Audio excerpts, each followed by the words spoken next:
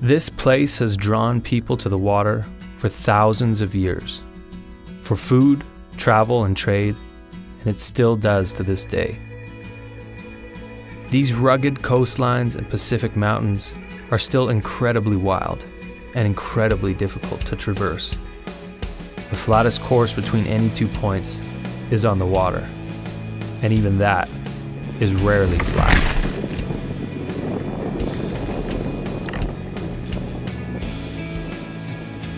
We set out for a week-long expedition to explore the wild coastlines of Nootka Sound on the outside of Vancouver Island, an area with a storied history and with vast areas still unspoiled by human hands. In order to spend as much time in this remote wilderness as possible, we hopped a ride on the Uchuk from Gold River and had them drop us off the north tip of Bligh Island. And from the moment our kayaks hit the water, we knew we were in the right place.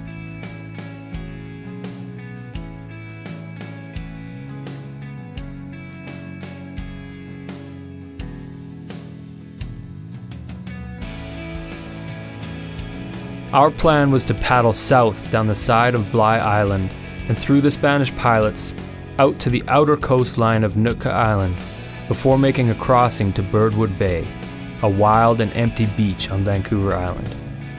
And every step of the way we were surrounded by astonishingly beautiful wilderness, from the water to the shores to the skies. Spend just a couple of days in this area and you start to understand what drew people here and what allowed them to flourish. Every time we dropped a line, we pulled up fish. Oysters and mussels lined the shoreline, and more often than not, we ate fresh rather than the meals that we had packed. Below the surface of the water, we found another world, as bright and vibrant and teeming with life as the landscape above. And as we got closer to the furthest reaches of our journey, it only grew wilder and more inspiring. All right, well, we spent the night over at Friendly Cove, checking out some of the historical sites out here and chatting with the people who man the lighthouse.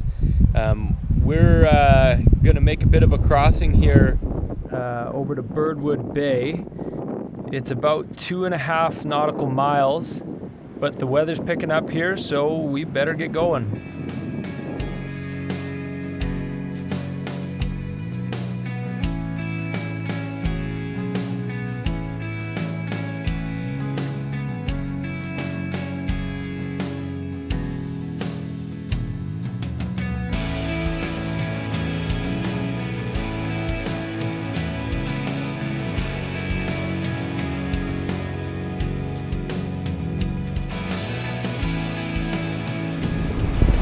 All right, well, we just did the crossing from Friendly Cove to Birdwood Bay, 2.5 nautical miles through some pretty heavy swell. We're soaked, both of us, as you can see. There's just a lot of chop out there. We had like the currents changing and the Pacific swell coming in, but this here is where we're gonna spend the night, so all in all, I can't really complain. We got the beach to ourselves.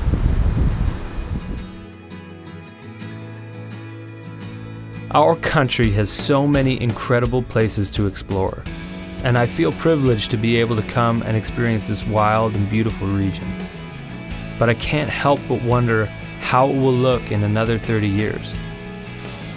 This is a special area of the world, where ancient trees meet the cold seas of the Pacific Northwest. And there are some places here where you can truly lose your sense of time. Places that feel so remote and so untouched that it's almost as if no one has ever been there before you. It's places like these that we have to protect, to ensure that they stand as they have stood for thousands of years before our time.